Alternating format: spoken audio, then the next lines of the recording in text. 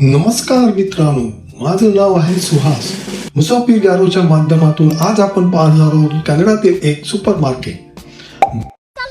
भारतात आपण भाजी व किराणा सामान आणण्यासाठी जातो बाजूच्या किराणा दुकानात व भाजीच्या ठेल्यावर, पण कॅनडात लोक भाजी, किराणा, दूध, औषध एकाच ठिकाणी घेतात.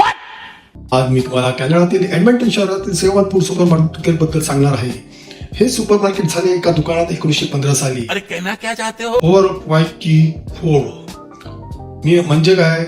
Overweight at the price of pound. एका पाऊंड मध्ये मिळतात 16 अंश, तर तो त्यावेळेला 18 अंश टी देत होता.